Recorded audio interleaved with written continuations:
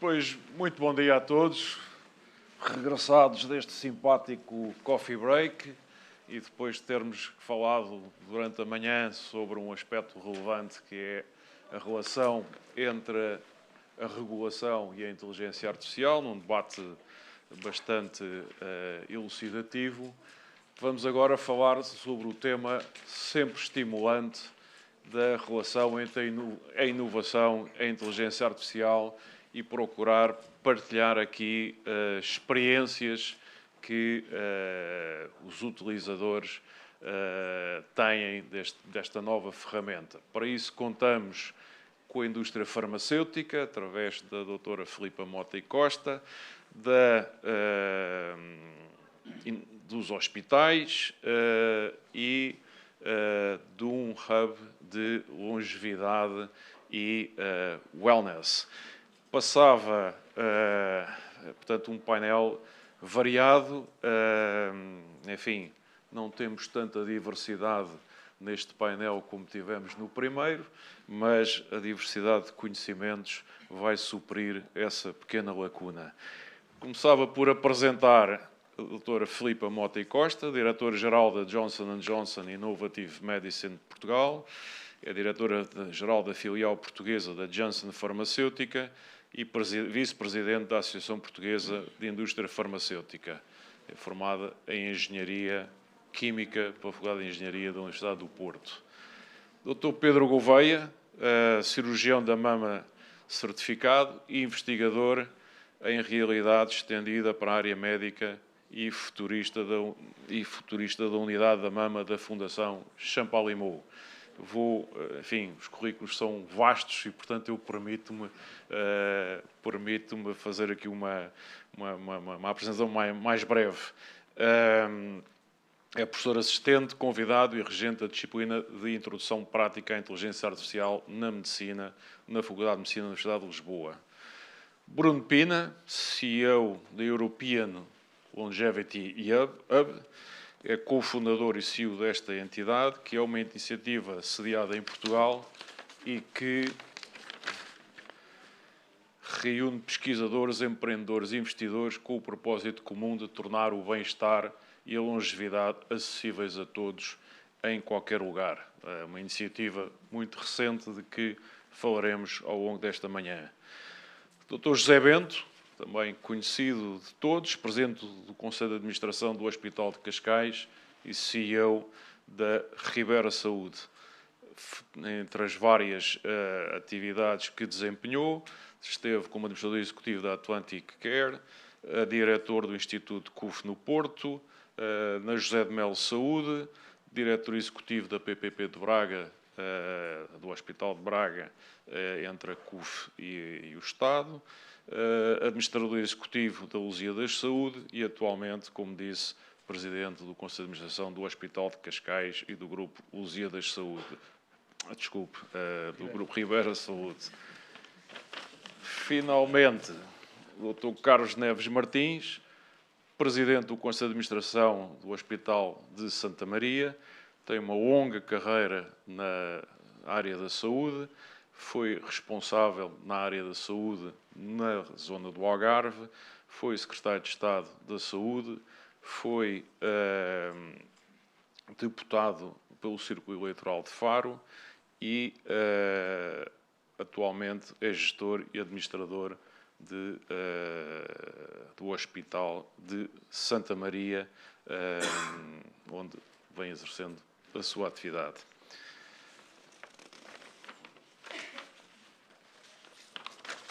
Enfim, sei que para iniciarmos esta discussão o Pedro Gouveia tem uma pequena apresentação que nos ajudará a lançar o tema da inovação e da inteligência artificial, da sua articulação, e, portanto, passo-lhe a palavra. Muito obrigado, é um prazer estar aqui, obrigado pelo convite. Isto não está a funcionar. Já está, pronto, podemos passar.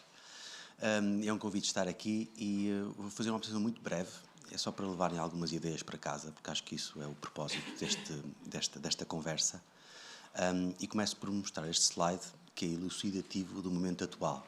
Ou seja, a NVIDIA, que é o maior produtor mundial de chips para a inteligência artificial, tem um market cap maior que todas as indústrias farmacêuticas globais juntas do mundo. E, portanto, isto é o slide que demonstra a força da maior transformação tecnológica que o mundo assiste e do seu impacto na saúde, e este slide é paradigmático disso.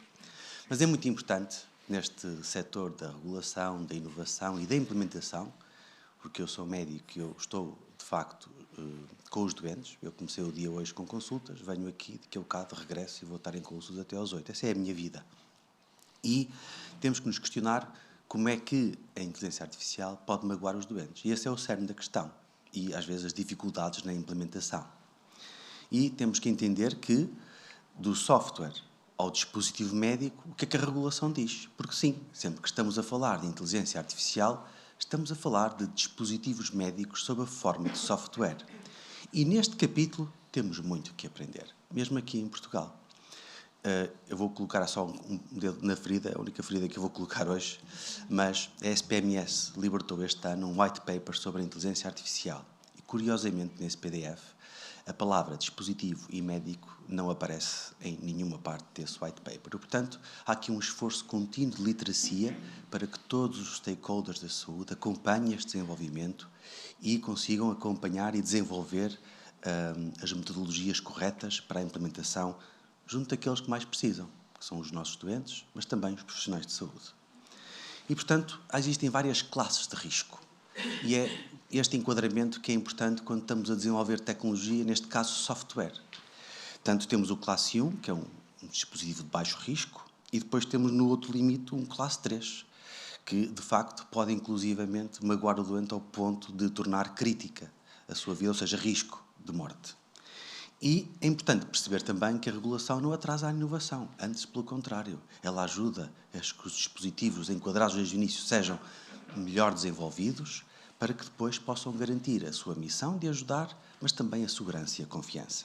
E o que é que faz o médico hoje em dia? Eu sou um cirurgião de cancro da mama.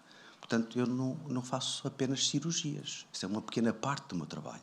Portanto, há uma parte de diagnóstico, depois há a cirurgia, há as questões de sobrevida, de seguir os doentes, e durante este contínuo há um conjunto de tarefas cognitivas e manuais que eu tenho que fazer. As manuais que me dão muito prazer é a cirurgia, mas também há tarefas manuais que eu odeio fazer, que é o tempo que eu passo com o rato a fazer cliques por cada doente, que é uma coisa extraordinariamente horrível. Porque, de facto, eu quando estou para consultar o processo de uma doente, eu posso ter uma mamografia, uma ecografia, uma ressonância, um eletrocardiograma, as análises, uma nota qualquer prévia. Para cada uma destas informações eu faço 2 ou 3 cliques para abrir um PDF e depois tenho um ecrã muito pequeno para observá-lo e depois tenho que fazer umas notas à mão e depois transcrever e depois voltar a fazer a nota clínica. De facto, o processo clínico eletrónico não foi feito para ajudar nem os médicos nem os doentes. Ele foi criado para documentar qualidade de serviço. Então, que possamos aproveitar esta revolução para, de facto, podermos ter uma ferramenta que ajuda o médico a tomar melhores decisões em prol dos doentes. E, portanto, nós não somos apenas técnicos, portanto, somos integradores de dados, mas também de empatia e de precisão. E a inteligência artificial pode ajudar em cada um destes passos. Este artigo, que eu cito muitas vezes nas minhas apresentações, foi publicado o ano passado na JAMA, que é uma das principais revistas médicas.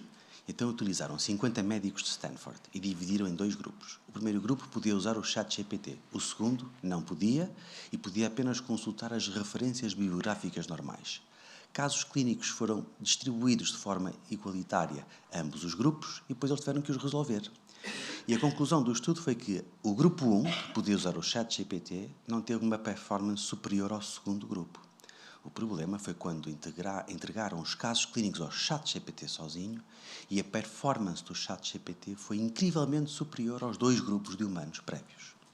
Podemos dizer, prontos, os médicos vão ser substituídos por tecnologia. Não. A mensagem deste artigo é que o primeiro grupo não estava educado para tirar partido de uma ferramenta para serem melhores médicos e para resolverem os casos clínicos.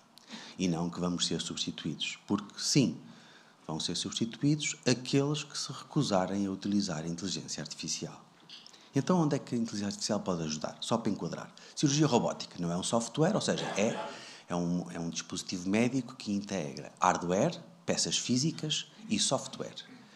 E, portanto, nas cirurgias, ele, de facto, pode magoar o doente e pode, de facto, no movimento, atingir uma estrutura crítica e provocar a morte. E então é um classe 3, requer certificação. Então vamos para outro exemplo. E esta é a palavra que eu queria que levassem para casa. E a razão pela qual eu fiz esta apresentação. AI Scribes. Que nunca se esqueçam desta palavra, porque vai transformar aquilo que nós fazemos todos os dias com os nossos doentes, a nossa prática clínica, que impacta a inteligência artificial generativa. O AI Scribes é uma ferramenta de inteligência artificial generativa que toda a gente conhece por ChatGPT, conhecido de forma genérica por Large Language Model, na sigla inglesa, LLM. E, portanto, nós temos que estar prontos para esta emergência de grande inovação de um médico poder ter o seu assistente virtual que o ajuda nos vários passos de A a Z do seu percurso com os doentes, do seu workflow com os doentes. Então, como é que isto podemos lá chegar?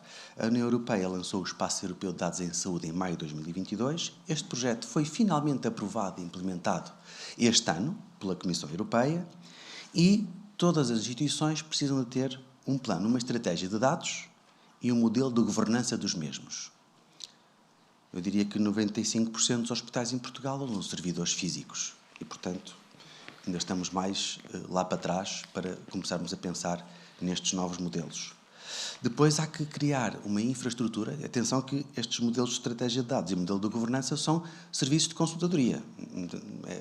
Paga-se alguém para fazer. Não é preciso criar nada de novo. Está quase tudo descrito no framework do Espaço Europeu de Dados em Saúde. Depois, então, vem a infraestrutura, ou seja, curar e harmonizar os dados, para que eles tenham uma mesma linguagem e para garantir a interoperabilidade e o significado dos mesmos entre instituições dentro do Espaço Europeu de Dados em Saúde. Isto pode custar 30k a cerca de 50 mil euros em 6 meses, portanto o prazo de execução não é muito longo, para integrar dados que vêm de múltiplas fontes. Portanto, nós no processo clínico eletrónico podemos ter dados imagiológicos, dados não imagiológicos, e nos dados não imagiológicos escritos podemos ter um conjunto de relatórios de análises clínicas a relatórios de imagem ou até outros dados não convencionais, aqueles que são produzidos pelos wearables dos próprios doentes.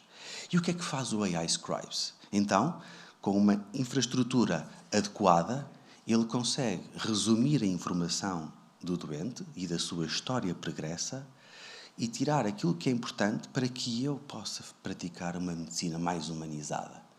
Temos muito receio que a inteligência artificial desumanize a medicina. Ela já está desumanizada, porque eu passo metade do meu tempo a olhar para um computador. Mas se eu tiver uma tecnologia que me ajude a sumarizar a informação, numa fase inicial, e aí pode ser um classe 1, depois, mais tarde, ele pode evoluir para um sistema de suporte à decisão. Mas nós não precisamos logo de ir para o caso de uso mais difícil. Comecemos por coisas simples, para que eu possa ter ganhos de cerca de 20 a 30% de produtividade e de eficiência durante a minha consulta, para que possa tirar de mim aquilo que é mais importante, que é a empatia, a criatividade e as emoções que um humano transmite ao outro, particularmente sensíveis num ambiente de consulta médica. E, portanto, é importante enquadrar estes dispositivos como um classe 1, dispositivo médico sob a forma de software, para vos dizer que na Europa há apenas 2 certificados como classe 1. O segundo conseguiu a sua certificação no passado dia 3 de setembro, foi registado na Agência de Produtos Médicos da Suécia, e para vos dizer que em Portugal não temos nenhum, mas que já existem várias companhias a querer desenvolver, mas que às vezes lhes custa aceitar que não há outra forma do que certificar como classe 1, e como classe 1 não precisam de ir para um corpo notificado fora de Portugal, o Infarmed pode fazer essa mesma certificação, que traz transparência e confiança a todo o ecossistema. Este também já tem uma nova forma que está a ser utilizada no NHS britânico, mas tudo isto podemos ter de facto um assistente virtual que na verdade são múltiplos agentes integrados num só, para me poder ajudar a fazer melhor todos os dias e para que eu possa, em conjunto com um sistema, fazer uma orquestração de cuidados. esta talvez seja a inovação que poderá estar mais próxima dos cidadãos, nos hospitais, e há um caminho, um trabalho para o fazer e para o executar, e não demora 5 anos. Ou seja, se alguém começar a fazer algo hoje, consegue fazer uma certificação em cerca de 1 ano, e a implementação depende que os hospitais e as instituições de saúde façam o seu trabalho de casa, e algumas instituições portuguesas já têm feito este caminho até com empresas portuguesas. Este caminho de a integração no espaço europeu de dados em saúde, que é uma forma regulatória, não regulatória não, mas normativa, que as pessoas... É um caminho, é um mapa, para que cada uma não tenha que inventar o seu próprio caminho. Portanto, está tudo escrito, é só seguir aquilo que vem nessas instruções. E, portanto, lembrem-se, AI Scribes é a inovação que de mais de perto estará a um passo rápido de implementação na saúde e que afetará todos nós de uma forma extremamente positiva e, acima de tudo, a dignificar sempre os humanos e a inteligência humana. Obrigado.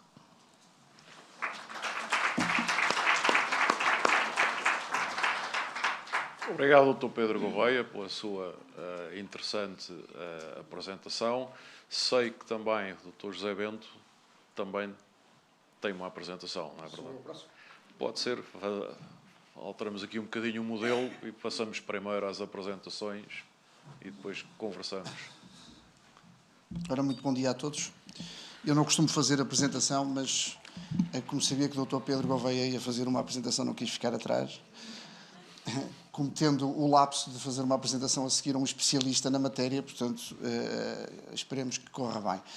Deixe-me só aproveitar para cumprimentar a Abreu pela sensibilização que tem para estes temas e a preocupação que tem. Como hoje foi dito de manhã, o aspecto da regulação e o trabalhar em conjunto acho que é fundamental e, portanto, um cumprimento especial pela seriedade com que o tenham feito e por desafiarem também um conjunto de intervenientes a estarem aqui a falarem sobre o assunto e também algo que tem que ser valorizado nos tempos que correm, reunir diversas valências, diversos conhecimentos, sem qualquer tipo de estigma à partida, como é o caso do Fórum Saúde 21 tem feito. Acho que é louvável, com os trabalhos que têm sido produzidos nos tempos que correm, em que parece que os dirigentes dos nossos dirigentes políticos esperam eles próprios por um mecanismo de inteligência artificial para terem uma solução para os diversos problemas que existem. É muito bom que isto aconteça e, portanto, dar esta primeira nota. Obviamente, também tenho que cumprimentar a Abreu Advogados por ter convidado 2 hospitais, o maior e o melhor. Portanto, eu começaria só por fazer uma referência que há um ano usei numa apresentação que fiz na Faculdade de Medicina da Universidade do Porto, que foi, há um ano, no relatório da OCDE, é feita a primeira referência à inteligência artificial e à forma como ela pode ser útil ou utilizada ou trabalhada numa perspectiva e num ângulo que eu trazia aqui hoje, numa lógica de complementariedade, que é no ângulo da gestão e da retenção de talento. Foi a primeira vez que este tema veio a ser introduzido neste relatório da OCDE, e é uma matéria interessante a forma como tudo isto pode ser usado. Portanto, eu ia dar uma perspectiva à minha intervenção, tentando moldar as intervenções que vi de manhã e as que aqui estão a ser feitas, numa perspectiva da utilidade que podemos retirar dela e de todo o processo que está associado. E esta referência, nós temos aqui um exemplo que foi feito por uma rede de hospitais americana, que é a Mercy, que eu julgo conhecerem, é uma das maiores redes de hospitais, em que trabalham estas matérias, em que estudam estas matérias, numa perspectiva de tentar perceber qual é que é a percepção dos seus colaboradores e este grande flagelo que é a gestão de recursos humanos pelo mundo inteiro, e na Europa nós vivemos muito isso, em Portugal em particular. E dos diversos estudos, aquilo que aparece, e isto são vários, cada número que vem ali é uma compilação de vários business cases que a Mercy estudou na perspectiva de tentar perceber o que é que poderia atrair mais as pessoas.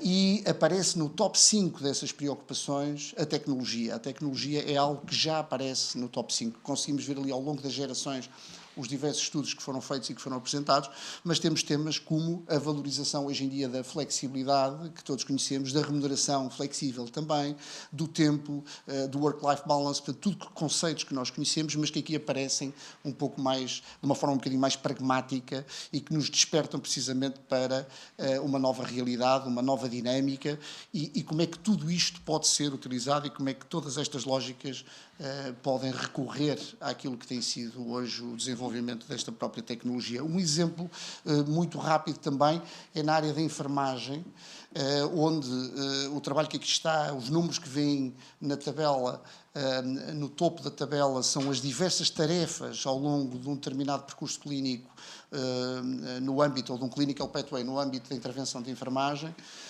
E se observarem, todas as outras tarefas, desde o machine learning a todas as outras, vão tendo pequenas intervenções ao conhecimento clínico, vão tendo pequenas intervenções em algumas tarefas do processo. A única que é transversal e que é identificada como transversal é a inteligência artificial. E aqui lanço o primeiro tema e o primeiro desafio. Nós estamos a falar de algo que é transversal a toda a operação. E agora refiro-me especificamente à saúde, apesar da sua aplicabilidade em diversas matérias, mas em todos os processos a inteligência artificial é útil. A digitalização dos documentos, a desmaterialização que é feita ao longo de todos estes anos, as ligações de equipamentos, tudo isso era já feito, hoje é feito com leitura. Eu não vou falar sobre a matéria administrativa, mas hoje a conferência de uma fatura que demorava horas e horas e horas, as conferências de preço, os alertas para se os dispositivos, os fármacos estão fora dos seus prazos de validade, tudo isto pode ser feito com uma mera digitalização de um documento. E, portanto, a eficiência e o tempo que aqui se pode gastar é realmente bastante positivo, olhando na perspectiva da eficiência, olhando na perspectiva do modelo preditivo, que é o que vou falar a seguir, é o desafio que nos coloca para que, efetivamente, esta informação seja, como este dizia de manhã, falou-se em garbage in, garbage out, eu vou usar uma outra expressão um bocadinho mais grosseira, porque eu sou do Norte e, portanto, uso expressões mais grosseiras, mas na prática é este o desafio que nos é colocado hoje. Ora, nesta perspectiva, este é um modelo que todos conhecemos, da forma como todo este balão de conhecimento pode ser feito, e a importância daquilo que é hoje o tratamento, a introdução, falava-se hoje de manhã também, julgo que foi a Emma que falou nisso, o acesso e o nível de informação que nós temos hoje nos nossos sistemas e a forma como ele está a ser trabalhado e como está a ser tratado, mas a forma como nós efetivamente o vamos explorar e vamos com isso desenhar aquilo que possa ser a condução. Eu assemelhava um bocadinho tudo isto a uma jogada de xadrez, não é? Portanto, o passo que dermos dificilmente será corrigível numa estratégia de longo prazo. E, portanto, aqui o desafio é exatamente esse, é como é que nós estruturamos toda esta informação e trabalhamos toda esta informação para que não se vire contra nós no que possa vir a ser um modelo de automatismo intelectual, eu diria, num logaritmo progressivo muito agressivo. Naturalmente que todos estes exemplos, ou estes slides, assentam exatamente no mesmo pressuposto, aqui uma lógica mais de abordagem mais estruturada de Maslow, mas para chamar a atenção, aqui lá está a expressão diferente que eu uso, da lógica de compliance necessária em toda esta matéria, que hoje foi muito abordada de manhã e que eu passo de relance precisamente por ter sido introduzido tudo isto. Portanto, todas as fases do processo estarem estruturadas, envolverem todos é fundamental numa lógica, eu diria, de justiça e de introdução de todas as matérias. Se faltar alguma variável, o resultado vai ser completamente distinto. E isto é a complexidade do sistema, não só a sua regulação, mas o facto de nós termos que ter uma informação completa para que nada falhe no que diz respeito ao resultado que é expectável e de ter também uma transparência muito grande. Hoje também foi falado sobre isso no que diz respeito à indústria farmacêutica, no que diz respeito ao tratamento de dados dos doentes, dos utentes ou dos clientes, como quiserem, e, portanto, toda esta informação tem que ser devidamente não só regulada, mas tem que ser muito bem monitorizada a forma como ela vai ser introduzida em função daquilo que é o resultado expectável que todos nós queremos. E o resultado expectável é segurança, é previsibilidade, que é o que nos dá. É o que nos dá tudo isto, é rapidez numa lógica. O ChatGPT hoje, nas perguntas que fazemos, dá-nos rapidamente e foca a resposta naquilo que nós pretendemos. Também, como hoje foi referido de manhã, a pergunta certa, não é? Fazermos a pergunta certa, sabemos fazer a pergunta certa, porque não temos que fazer duas perguntas no ChatGPT.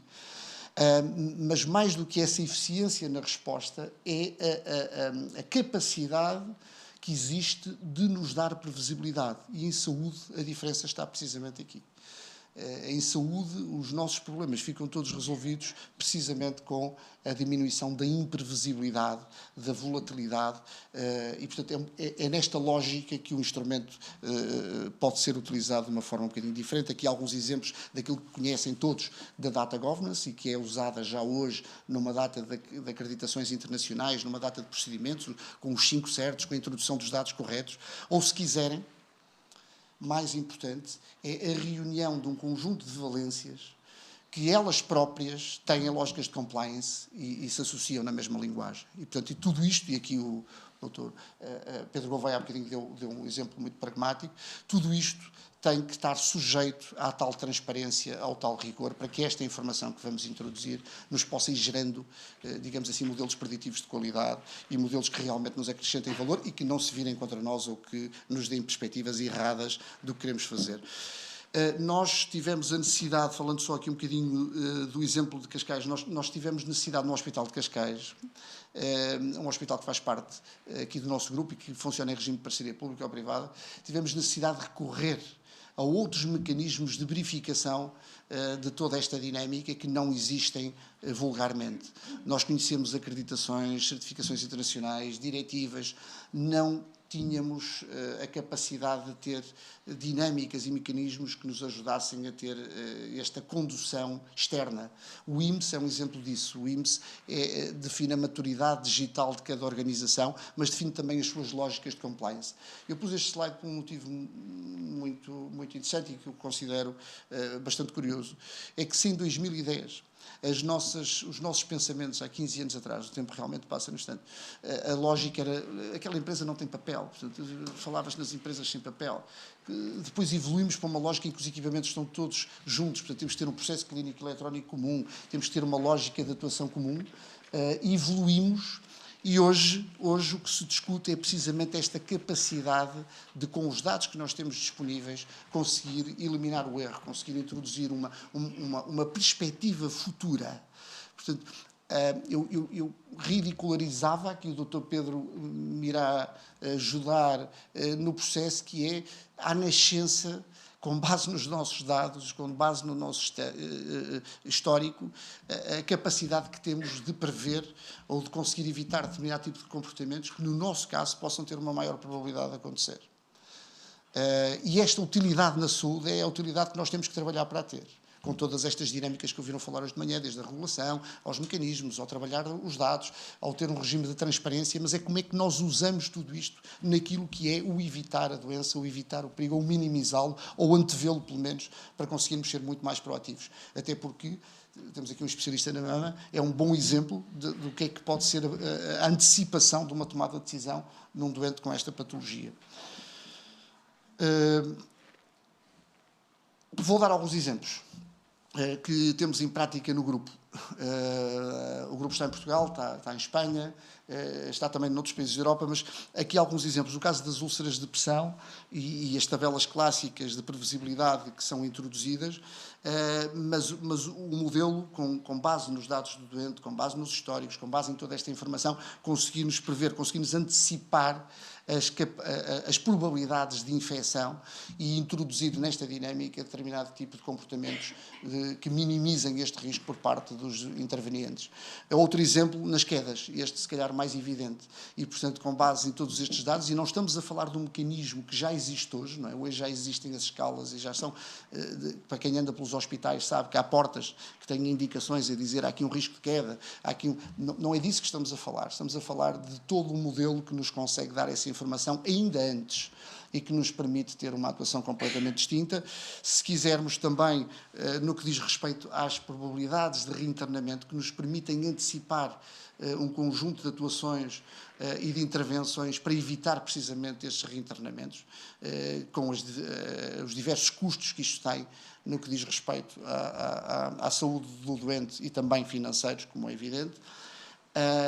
Outro exemplo, o cuidador virtual, algo que nós acabamos de implementar em Portugal, estamos ainda com duas áreas específicas, piloto, no que diz respeito à monitorização e à hospitalização domiciliária, mas que é também um acompanhamento, eu diria, inteligente ou proativo dos doentes em casa e de comunicação com os diversos profissionais de saúde, e alguns exemplos que não, sem vos querer amassar, aqui falava, como é o caso das infecções no procedimento cirúrgico. Tudo isto com base única e exclusivamente em toda a informação histórica e na definição de modelos que estudam não só o próprio doente, mas também os casos, a casuística e todas as dinâmicas que permitem ter estes dados de previsibilidade, juntando a tudo isto a ciência, porque a partir do momento em que um case study sai, ele é automaticamente introduzido neste conhecimento, que é uma coisa incrível, não é? E, portanto, nós conseguimos, quase online, os mecanismos que foram introduzidos nos diversos procedimentos hospitalares e percursos hospitalares, como é o caso, por exemplo, da dispensa do medicamento, desde a sua preparação na farmácia à dispensa ao doente, com a eliminação de um conjunto de tarefas, é hoje feito a nível global no que diz respeito à produção científica e no que diz respeito aos dados do doente. E, portanto, é aqui que eu julgo que a inteligência artificial poderá, se bem trabalhada, introduzir bastante valor. Aqui algo que o Sr. Doutor conhecerá bem, que temos aqui uma imagem feita de uma mama, em que é feita, este modelo é um modelo que está ainda na fase de ser patenteado e que eu pedi autorização para o trazer, precisamente porque nos dá uma perspectiva da evolução que possa ter, ou a metástase, ou a evolução que possa ter a patologia, não sendo eu médico, corrijam-me, por favor, que possa ter e, portanto, que permita ao cirurgião, ou que permita a intervenção que venha a ser feita, ter uma determinada previsão e um determinado comportamento que eliminará, com certeza, muitos malefícios ao doente. Aqui o caso já conhecido, da dermatologia, já muito usado, e que eu julgo que a inteligência artificial na área da dermatologia está muito desenvolvida, e é também uma matéria que nós, por exemplo, aplicamos em Madrid e que já está neste momento em funcionamento em praticamente todos os hospitais de Madrid. Como sabem, existe também uma carência grande nesta área de dermatologistas e, portanto, foi uma das formas encontradas para colmatar tudo isto. Deixava-vos só com... há bocado falou-se na Ribera.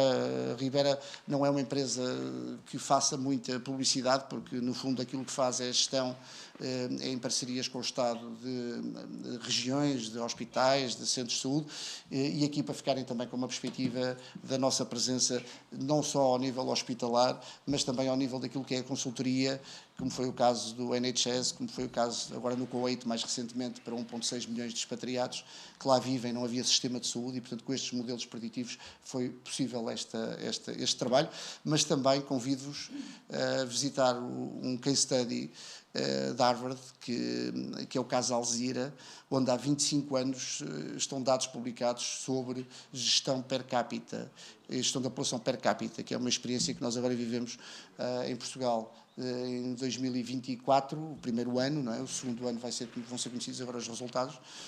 Ali o Dr. Carlos Martins deve conhecer agora os indicadores melhores que todos nós, mas que já é feita há 25 anos e, portanto, tem uma data de modelos já desenvolvidos em cima de tudo isto. E, portanto, eu julgo que era basicamente isto que eu tinha para dizer, espero não me ter alongado e, portanto, muito obrigado.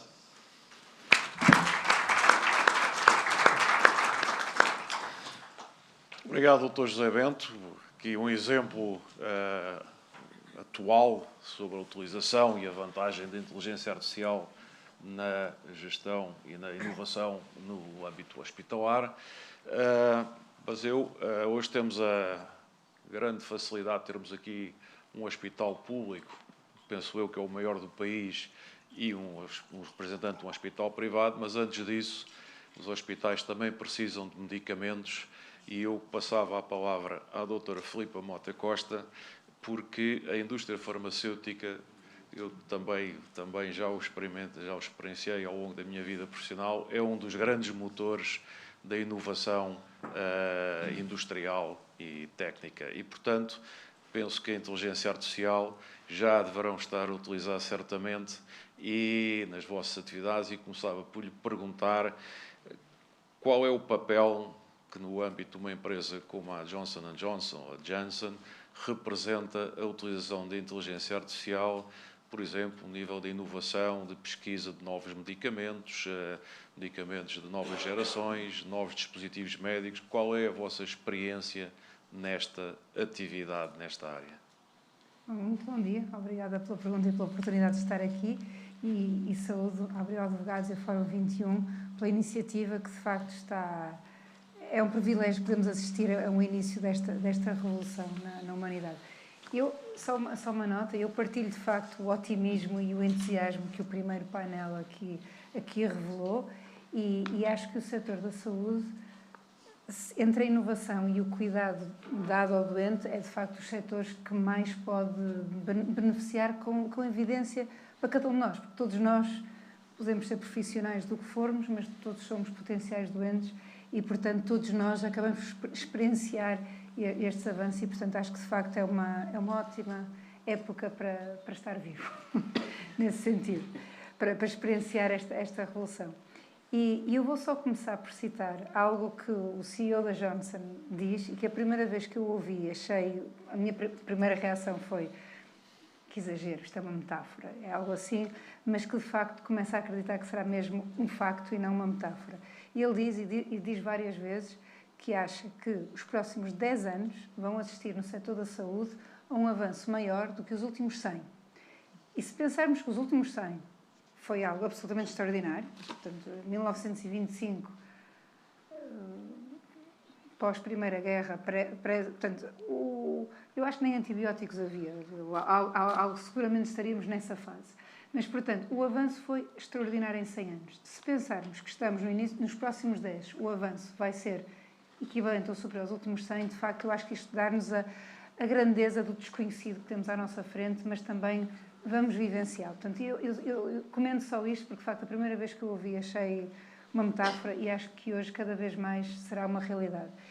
E à sua pergunta, como é que uma Johnson & Johnson já vai integrando de forma esta tecnologia, esta potencialidade de inteligência artificial?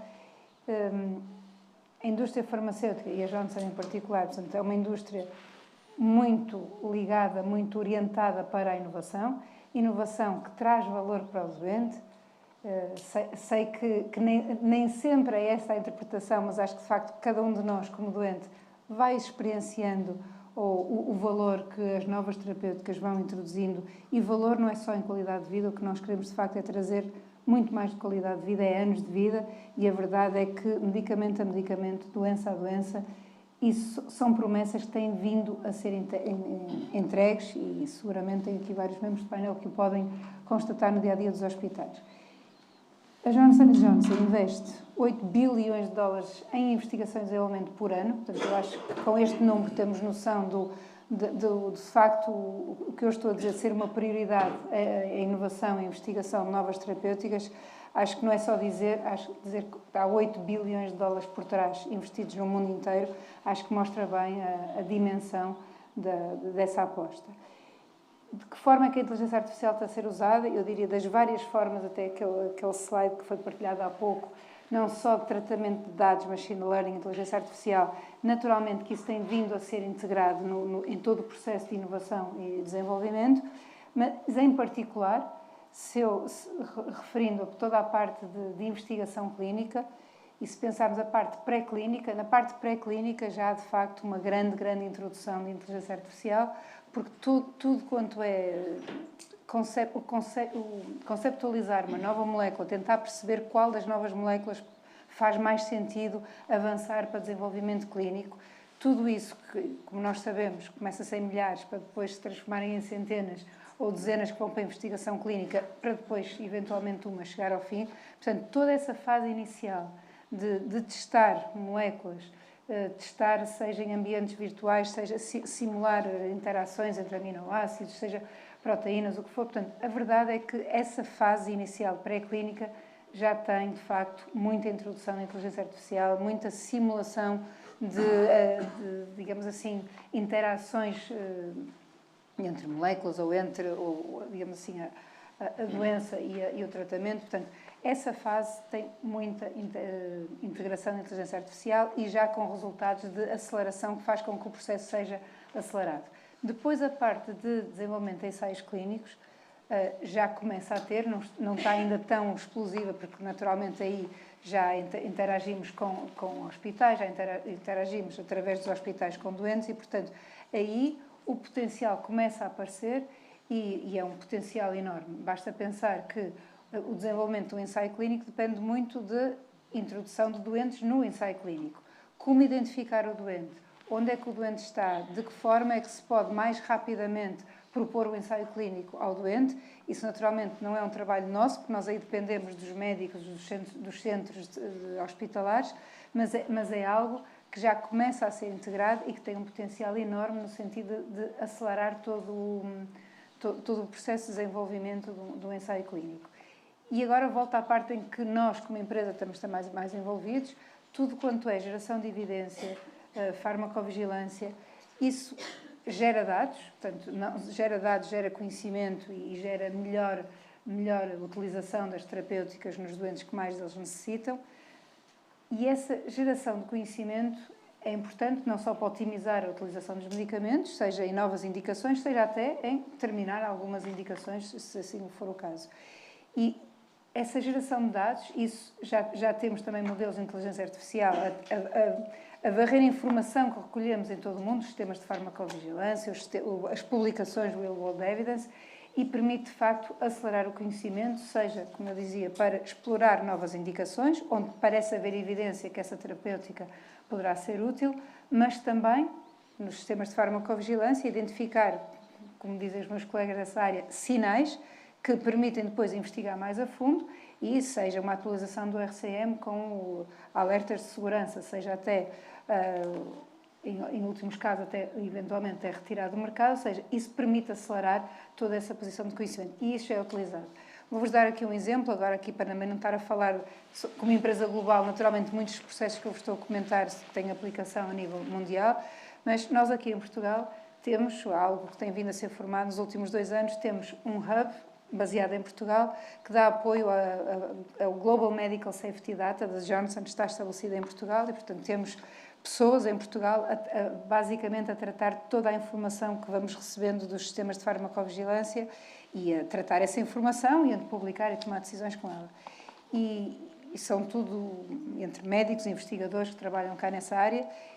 E sempre que me cruzo com eles e que falo com eles, eles estão a ter novas formações sobre inteligência artificial, estão a ter novos sistemas para tratar a informação e, de facto, o que eles me dizem que faziam antigamente num mês, agora demoram-se a dar 1 hora, porque já recebem muita informação tratada, lá está, com os sinais identificados, e depois eles vão investigando, de facto, que sinais são esses. E, portanto, falei apenas do processo de investigação e desenvolvimento, geração do conhecimento no sentido de novas terapêuticas, com benefício muito claro, não só para o doente no sentido de aceleração de novas terapêuticas, mas também de segurança, no sentido de identificar mais precocemente se há algum alerta de segurança.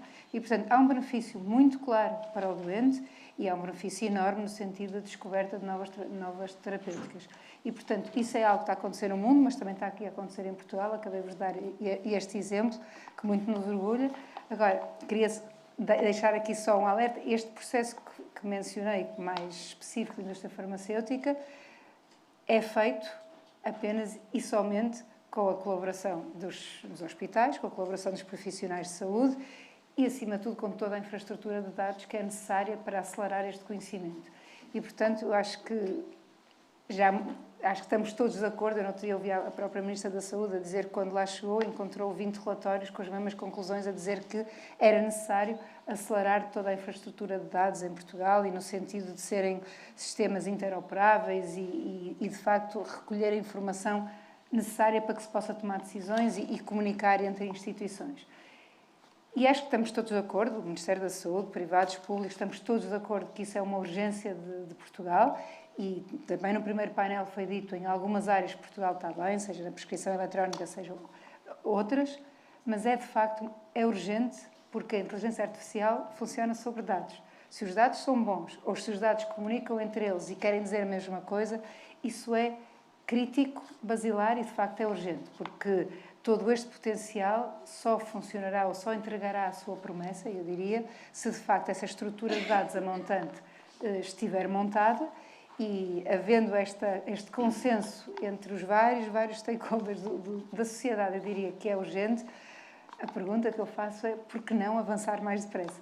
Mas fica aqui, ou seja, acho que é uma enorme oportunidade também de colaboração entre todos e, naturalmente, como aqui a voz da indústria farmacêutica, estamos totalmente empenhados em colaborar com o setor.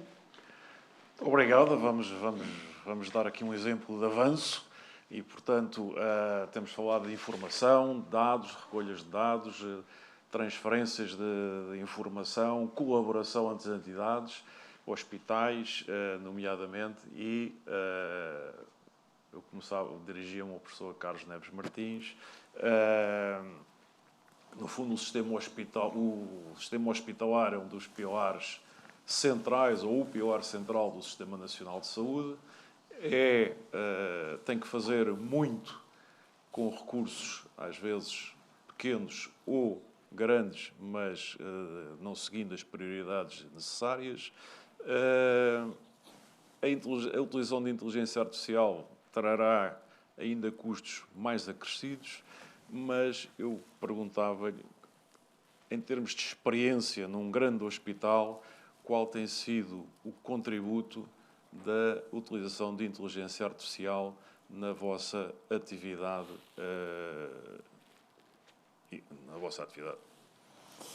Obrigado. Em primeiro lugar, naturalmente, agradecer o convite à Abreu Advogados e ao Fórum 21 para estar aqui convosco, partilhar aquilo que é a nossa experiência, naturalmente cumprimentar os meus colegas de painel e neles cada um de vós, e agradecer ao meu colega José Bento a justa homenagem que prestou a Santa Maria, que de facto é o maior hospital do país, mas não é porque é o maior edifício ainda hoje público do país, é pela grandeza daquilo que faz há 70 anos. De facto, quanto ao melhor não temos grandes dúvidas, faltou só um detalhe, é que nós costumamos não usar o M ao quadrado, mas o M ao cubo. É que faltou o multiplicador, porque somos multiplicador de formação, de investigação, de inovação e de excelência. Mas pronto, é só pontuar, mas agradecer o elogio inicial, que é perfeitamente justo. Há aqui uma questão que suscitamos sempre, ainda hoje, é que começamos estas questões mais, eu diria, mais sensíveis, mais complexas. É sempre preciso ter o perfil, ou seja, definirmos aquilo que queremos, como queremos. Há um conjunto de perguntas, de regras já eram usadas por jornalistas, como, quando, onde, mas que são muito úteis quando temos que enfrentar um desafio e, sobretudo, traçar um rumo para esse desafio. E ter sempre muita resiliência, que as casas não se constroem pelo primeiro andar e muito menos pelo telhado. Tem que haver fundações. Portanto, uma pergunta-chave que ainda hoje mantemos é se a inteligência artificial é a trend or a tool. Para nós é perfeitamente claro que é uma ferramenta. E aí começa o trabalho, ou seja, em primeiro lugar, e utilizando duas palavras mágicas que o Pedro tinha na sua apresentação, temos que saber exatamente, em termos do data e em termos do governance, o que temos, o que queremos e qual é o timeline, ou seja, a linha do tempo para chegar aos objetivos traçados. A partir daí temos que construir uma visão e uma estratégia. E, portanto, é isso um pouco que temos feito, porque a questão da transformação digital, de inteligência artificial, enfim, a inteligência artificial está agora na ordem aqui da nossa análise, não é uma questão de tecnologia, é uma questão de pessoas para pessoas. E quando falamos de pessoas, de algo que é de pessoas para pessoas, falamos em cultura. E nada terá sucesso se não tivermos os profissionais, os key users, motivados e, sobretudo, empenhados no caminho que há a percorrer. Não basta falar de inteligência artificial ou de falar de determinadas plataformas em termos digitais, encontrar parceiros, dotar algumas áreas da nossa instituição com inteligência artificial, se não tivermos, de facto, uma estratégia, uma visão, uma estratégia e um rumo. E, sobretudo, depois termos lideranças claras para que tal aconteça. Dizer-vos que na nossa OLS, enfim, que tem duas áreas importantes de prestação de cuidados, a área hospitalar, enfim, com tradição que tem Santa Maria há 70 anos e o Polido Valente há 50, mas nós temos procurado fazer um equilíbrio entre as duas áreas de prestação de cuidados. Só isso faz sentido até em termos de articulação e em termos depois dos resultados, dos outputs que queremos. Portanto, o que temos feito são projetos piloto. Regra geral, são projetos piloto. Ou seja, small is beautiful. A velha estratégia da mancha de azeite. Põe-se um bocadinho de azeite e depois decidimos, em função das circunstâncias, para que lado vai e quando é que aumenta. E que tem dado resultado. Estou-me a lembrar, por exemplo, do Speech to Text, que tem dado resultado. A adesão até foi maior na área dos cuidados primários do que propriamente na área hospitalar. Mas nós, em termos desta poderosíssima ferramenta que está à nossa disposição, temos projetos piloto na área da decisão clínica, na interpretação de imagem, por exemplo, a partir da urgência para o nosso serviço de imagiologia, na automação de relatórios clínicos e de gestão, na área da robótica, que temos que triplicar a capacidade que temos, mas isso acompanha também uma visão sobre a robótica, na área da logística e muito na área da proximidade ao cidadão. Ou seja, depois temos aqui outras questões que, obviamente, temos e teremos sempre em linha de conta, que é a interoperabilidade e a literacia digital. É que sem interoperabilidade, que é uma questão-chave que presida qualquer decisão que tenhamos em relação à tecnologia, em relação a parcerias de valor, porquê? Porque temos que construir toda a ligação do sistema, do nosso cluster, que permita depois, naturalmente com facilidade, fazer a ligação externa ao Serviço Nacional de Saúde.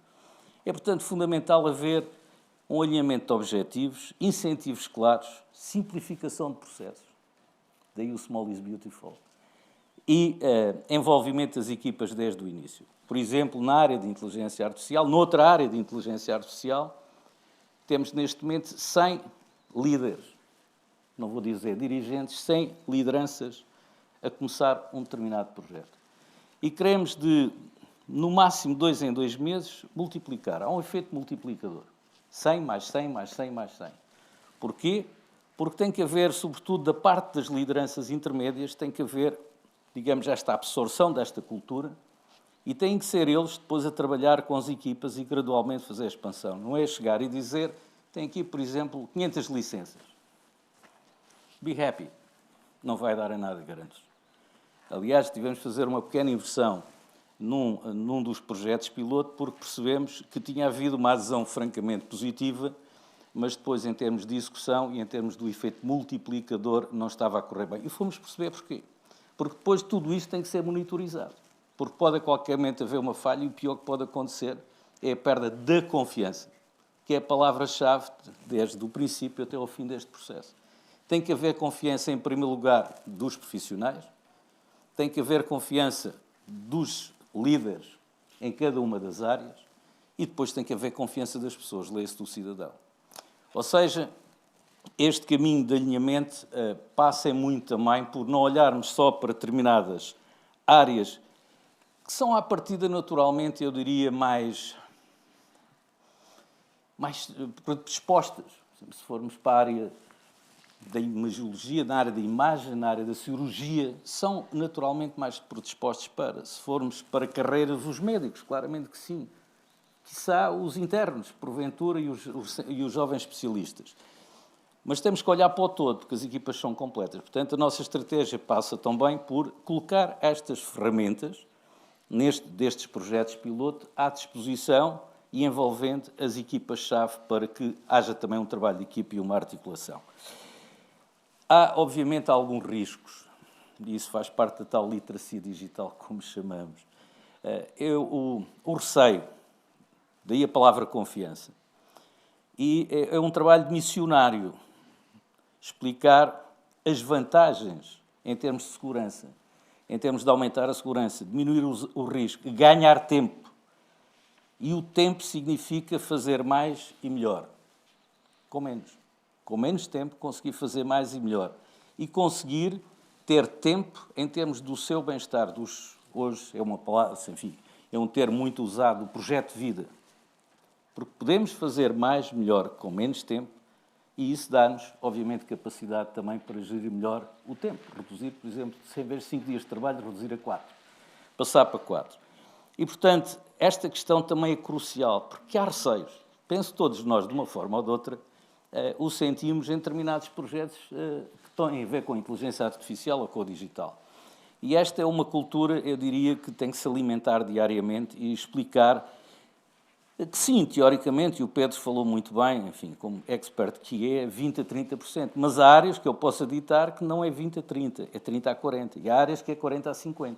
Depende do que estamos a falar. Estamos a falar da área clínica, da área médica, médico-cirúrgica, na área de imagiologia, na área administrativa, na área de gestão de estoques, há variações. Mas o ponto importante é que podemos ir do 0 até aos 50, ou seja, podemos construir uma linha do tempo em que explicamos que o tempo vai ter mais tempo. E, obviamente, que esta é uma componente importante. Como fazer para terminar? Obviamente que, penso que já perceberam ao longo desta reflexão aberta sobre a nossa experiência, o que estamos a fazer, conceptualmente, estrategicamente, qual é o nosso caminho. Tem que haver coordenação, tem que haver continuidade e objetivos claros. E temos que... Há outro erro que não é de resiliência, é de resistência. Temos que resistir, por vezes, a determinadas propostas, a determinadas situações que não encaixam naquilo que é a visão e a estratégia e que podem nos obrigar ou a desviar o rumo ou a diminuir a velocidade do rumo. E, portanto, nesta matéria do digital, que é extremamente sensível, por aquilo que tem de criação de valor, mas já também riscos. Ou seja, se não resistirmos a determinadas situações em que deixa de ser uma ferramenta e passa a ser it's not a tool, but a trend, as coisas poderão, eventualmente, não correr conforme desejamos. E é por isso que temos um alinhamento, não vai ser agora, será, enfim, temos falado internamente, mas a partir de 1 de janeiro, vamos ter 3 centros. Um centro de excelência de inteligência artificial, um centro de cirurgia, o Pedro vai sorrir porque conhece este tema há uns tempos, mas eu sou persistente quando acredito. Um centro de cirurgia digital e robótica e um centro de telemedicina e telemonitorização. Não são nem unidades, nem serviços e muito menos departamentos. São estruturas onde se encontram os projetos e onde há uma coordenação, obviamente, porventura tripartida, há uma coordenação daqueles que querem fazer com que as coisas aconteçam. Ao nível técnico, ao nível científico.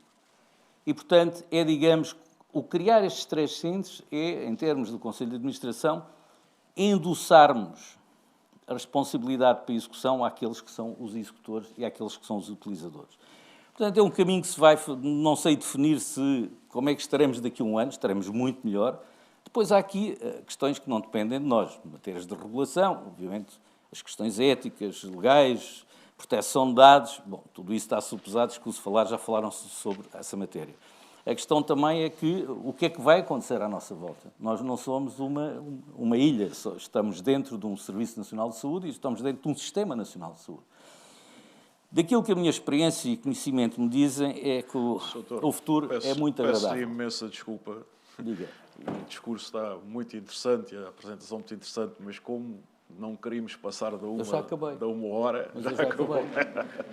Não queria ser menos simpático, mas como não queríamos passar da 1h da tarde e já lá estamos perto, eu permitia-me interrompê-lo e passar ao Dr. Bruno Pina para nos dar a sua perspectiva. Sei que terá, provavelmente, pela entidade que fundou e que dirige, terá uma perspectiva mais holística destas questões, até porque o objetivo, como eu percebi, é tornar o bem-estar e a longevidade acessíveis a todos em qualquer lugar. Eu perguntava-lhe que perspectiva de modernização e de concretização destes objetivos trazem estas novas tecnologias, e nomeadamente a introdução da inteligência artificial. Obrigado. Boa tarde, pessoal, já. Você falou de diversidade, temos uma representante feminina e temos um brasileiro. Então. Mas deixa eu me apresentar também, além de hoje liderando essa iniciativa aqui em Portugal, meu background ele é um background que trafega desde a área técnica. Eu fui tecnólogo durante muitos anos, fui para consultoria estratégica, trabalhei em McKinsey em alguns países, depois assumi a diretoria executiva global de uma grande farmacêutica, onde eu fiquei alguns anos desenvolvendo ecossistemas de inovação em países emergentes, entre a China, a Índia, o Brasil, a África do Sul. Então, isso me deixou um pouquinho curioso do que seria trabalhar os entes da cadeia de valor de saúde de maneira mais eficiente. Quando a gente constrói o European Longevity Hub, o objetivo principal dele, além de com certeza, tornar soluções mais acessíveis às pessoas, sente-se falta de um agente no ecossistema que possa fazer a conjuntura entre os elos da cadeia. Os elos da cadeia, como a gente viu aqui todos com seus projetos incríveis e com suas iniciativas, na hora de executar isso num sistema de saúde, o sistema tem que conectar os elos. E para conectar esses elos, a gente pode fazer de uma forma como uma advocacy, que, como já se faz muito bem, o Fórum Saúde 21 tem toda essa leitura que eu acho lindo. Porém, a gente também entende que existem muitas inovações que chegam no mercado que têm dificuldade e atrito de entrar nesse ecossistema de saúde novo.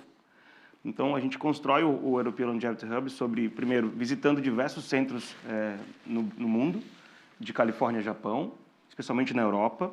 Então, eu tive com o governo inglês, governo sueco, governo suíço, governo italiano, entendendo qual era a perspectiva da longevidade nesse país e entendendo que já existia uma nova indústria surgindo da longevidade, onde o foco era, fizemos muito bem viver muito mais. Né? Portugal já tem um dos maiores índices de lifespan da Europa. Agora, como viver melhor? Como trazer mais anos às vidas, não só mais vida aos anos, não só mais anos às vidas. Então, o European Longevity Hub ele olha para as principais teses de inovação que existem na área de longevidade, traz para um ambiente onde a gente busca investidores para olhar para essas teses, e muitas têm inteligência artificial. Então, muitas vão desde o drug discovery até o uso da inteligência artificial no dia a dia. E a gente olha para uma tese que ela é fundação para a gente, que é como é que a gente gera impacto. Gerar impacto no setor de saúde, você fazer inovações, a longevidade ainda é muito conectada, especialmente aos grandes centros que têm as suas clínicas. Né? Inclusive, tem a clínica do Peter Attia, nos Estados Unidos, chamada Biograph, que você paga 16 mil euros para ter uma membership de longevidade. Você tem a Function Health também, que virou um grande case global. Nós temos aqui no nosso grupo a clínica em Cascais, a Marina de Cascais, que é a BeLife. Mas essas clínicas, para a gente, são um ambiente onde a gente testa os conceitos. Porque, na prática, quando você gera impacto em longevidade, você tem que gerar impacto na ponta. Então, como é que a gente tem visto a IA entrando nesse processo? Primeiro, a gente está olhando a IA sobre a ótica dos elos da cadeia.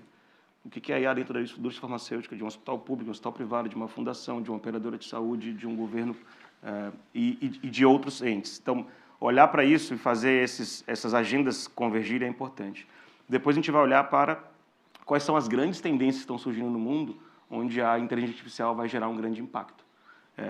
Com certeza, vai estar olhando para tudo que é novos fármacos e prevenção. Então, a gente, se eu pudesse falar, o European Longevity Hub é quase um European Prevention Hub. O foco da gente é trabalhar prevenção, e especialmente impacto. Porém, a gente vai ter alguns moonshots que o foco vai ser olhar para o futuro. Então, acho que essa é a primeira leitura. A segunda leitura é como é que a IA está gerando eficiência. O sistema de saúde precisa de eficiência, em todos os países. Acho que não tem um país que você não vai, cada um na sua língua, que fala que a saúde está quebrada. A saúde tem um problema, a saúde está subatendida. E quando a gente olha para o que é subatendido, muitas das vezes é falta de eficiência. Então, existem diversas soluções hoje que a inteligência artificial traz eficiência. E acho que num terceiro ponto é como é que ela traz produtividade, além da eficiência, produtividade e mais tempo humano na frente das pessoas. A gente ficou muito bom em repetir tarefas. A gente ficou muito bom em executar tarefas de maneira repetitiva. A inteligência artificial já pode trazer hoje mais humanidade, e eu não vou nem falar só para o setor de saúde, para qualquer setor. Então, quando a gente olha para esses pilares, eles formam a nossa tese. Então, o que a gente vai promover como European Longevity Hub? Promover essas relações entre os elos, trazer esse conhecimento especialista e trazer, vamos dizer assim, gente que não está nessa conversa que deveria estar. Então, quando a gente anuncia, quinta-feira passada, o lançamento da nossa aliança com a Fábrica de Unicórnio, com a Câmara de Lisboa, presente em farmacêutica, presente em empresas de medtech, presente em outras empresas, o objetivo é que a gente olhe para esse ecossistema, identifique as soluções de grande impacto e possa acelerar eles, ajudar eles a ter conversa. Temos o nosso grupo, vamos dizer assim, um grupo bastante diverso, que vai desde redes hospitalares, clínicas, pessoas da indústria farmacêutica, pessoas da indústria de operadora de saúde, pessoas de governo. Então, a gente quer, com o nosso modelo, acelerar isso. E há ainda um tema que eu vejo em Portugal, existem os fundos de fomento, e esse fundo de fomento ainda são muito difíceis de acesso. A Inglaterra tem um fundo de 1,3 bilhões de libras só para investimento em IA. Desses, se não me engano, são 400 milhões de libras que são voltados para a IA na saúde. Então, acho que a gente vai ter uma conversa que vai passar desde solução, para depois a gente entender como é que a gente traz fomento e investimento para elas. Não querendo me alongar muito, mas acho que esse é o grande objetivo do que a gente quer fazer. O convite que fica, além do agradecimento por estar aqui, para que essa agenda fique estendida para qualquer outros elos da cadeia de valor de saúde que queiram trabalhar isso. A gente quer, a partir da nossa leitura, da nossa visão de mundo e trazendo players internacionais para Portugal, transformar Portugal na capital mundial da longevidade, começando aqui na Europa. Já temos diversas colaborações sendo construídas, tanto como o PPP, quanto relações Gov-to-Gov, governo da Índia, o próprio governo brasileiro. Temos tido conversa com governos americanos, o governo americano, e o objetivo é que a gente traga investidores e instituições para colaborar com Portugal. Um exemplo para trazer de um projeto que a gente está fazendo de AI, que eu adorei, o Scribe. A gente está fazendo um projeto agora, tem uma conversa daqui a 2 semanas com a vice-presidente global da Mayo Clinic, onde o programa de aceleração da Mayo Clinic vai ser um dos nossos âncoras para trabalhar o nosso programa de aceleração aqui em Portugal. E as empresas que estão hoje trabalhando na Mayo Clinic para acelerar a IA dentro do ambiente regulatório e hospitalar deles, a gente quer trazer para poder praticar e testar aqui em Portugal. Então, essas colaborações talvez é o que a gente vai conseguir fazer de maneira mais eficiente. E, mais uma vez, agradecer pelo papo. Muito obrigado pela sua apresentação e por estas novidades que nos traz. O tempo não para, nunca volta atrás. Eu gostava de não passar da 1 da tarde, apesar do tema ser interessantíssimo e podermos ficar aqui a tarde toda, mas lançava um último grupo de perguntas às pessoas e pedia-lhes para serem tão sintéticos quanto possível. E assim perguntava ao professor Pedro Gouveia, a sua exposição, que eu já tenho assistido a algumas, sempre muito interessantes, perguntava-lhe como é que compara a situação em Portugal na sua área de atividade, por exemplo, com outros países europeus. Estamos iguais, estamos melhores, estamos menos bem, há muito a fazer. Era uma pequena comparação. Perguntava também aqui aos administradores dos hospitais também a sua perspectiva sobre se a capacidade diferente de financiamento que cada um tem à sua disposição para fazer face aos custos enormes da introdução da tecnologia, se a breve prazo não poderá ser um fator de distanciamento entre os hospitais públicos e os hospitais privados, ou seja, estes irem mais à frente, porque provavelmente terão uma capacidade de financiamento maior do que os hospitais públicos, e isso, obviamente, tem consequências para a população. Finalmente, perguntava ao Dr. Filipe Mota e Costa, há pouco estivemos aqui com as pessoas ligadas à regulação, o que eu lhe perguntava também do ponto de vista da indústria farmacêutica, o que espera a indústria farmacêutica das entidades reguladoras e do Estado na digitalização e no uso, e nas possibilidades do uso da indústria da inteligência artificial. Portanto, provavelmente começaria por si e depois faríamos aqui as últimas apresentações. Obrigada, serei breve, o meu minuto. Comentaria o que nós esperamos do regulador ou dos governos. Isto é um sistema aberto entre todos e, portanto, o que nós esperamos é colaboração e diálogo, que cada um faça a sua parte. Nós, naturalmente, o nosso papel é levar a inovação, ou fazer com que os doentes consigam ter acesso à inovação. Eu costumo dizer que uma inovação que não chega ao doente é apenas um paper, é apenas papel e, portanto, importa de facto é que essa inovação faça a diferença. E para isso, acho que está claro depois desta manhã para todos, a inteligência artificial é um grande fator de aceleração e, portanto, que haja infraestrutura, que haja dados para acelerar. Mas, seguramente, regulação é importante, estamos a falar de saúde, estamos a falar de pessoas e toda a ética e transparência por trás destes temas é essencial e, portanto, o que nós esperamos é apenas colaboração, diálogo e queria deixar uma palavra final. Dizia aqui o meu colega do painel que em todos os países, sejam eles de que dimensão ou de que PIB per capita, todos falam que os sistemas de saúde estão quebrados. Basicamente, eu acho que o que estamos aqui a falar é que há claramente uma maior necessidade ou expectativas das populações em relação aos sistemas de saúde. E acho que não temos dúvidas neste momento que todos estes sistemas, este desenvolvimento dos dados e da inteligência artificial em cima destes dados, contribui fortemente para uma maior sustentabilidade dos sistemas, seja pelo lado da eficiência, seja pelo lado de detectar as doenças mais cedo e evitar que sejam mais custosas de tratar à frente, e, portanto, acho que é do bem de todos, é um benefício comum, de facto, acelerar a infraestrutura, acelerar a adoção da inteligência artificial e acho que, de facto, é um admirável mundo novo que estamos à frente. Obrigado. Professor Pedro, quero... Só dizer então duas coisas. A primeira é que eu costumo ir frequentemente aos Estados Unidos a uma conferência sobre o futuro da medicina. Estive lá há 2 anos e voltei este ano outra vez em março, em San Diego, Califórnia. Na altura, há 2 anos, falávamos muito do ChatGPT, era aquilo que toda a gente falava, era a novidade do momento, e eu percebi que em 2 anos houve uma grande maturação do mercado. Eu fiquei surpreendido, porque de facto pude constatar, e nós gostamos sempre de dar mensagens otimistas, mas a realidade é que hoje o fosso agravou-se muito, comparativamente há 2 anos atrás, entre a saúde e o nosso ecossistema de saúde e o nosso parque tecnológico. O fosso agravou-se de uma forma exponencial e incrível e preocupante, por outro lado, e, portanto, temos que fazer bem o trabalho de casa. Talvez um exemplo daquilo que eu estou aqui a transmitir, e vou falar outra vez na SPMS, mas é o dado que eu tenho.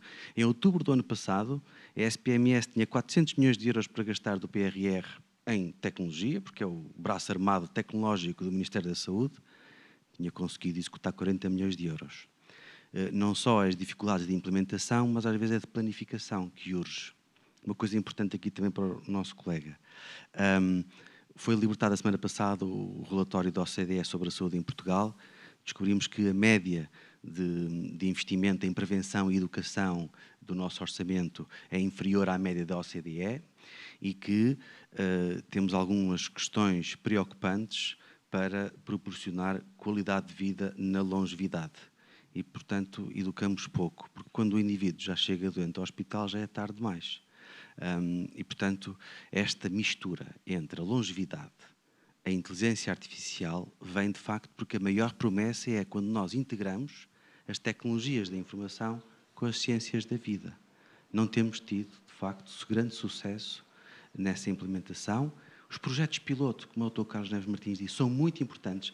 O sucesso vem daqui, dos projetos pilotos, e não de grandes planos de implementação a nível nacional, para que depois se multipliquem aqueles que têm sucesso, porque os projetos pilotos às vezes também têm sucesso, isso é normal.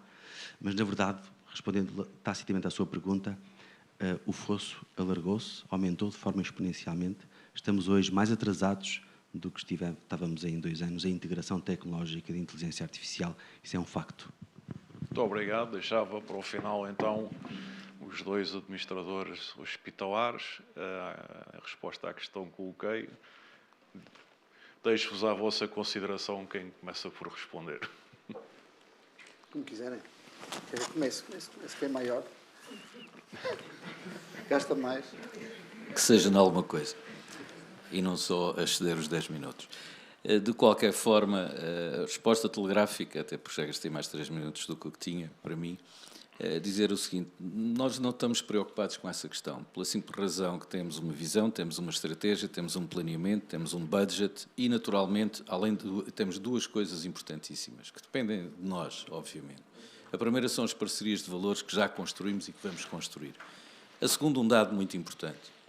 A inteligência artificial ou a transformação digital que está em curso vai aumentar a eficiência, vai libertar custos atualmente improdutivos para investimento.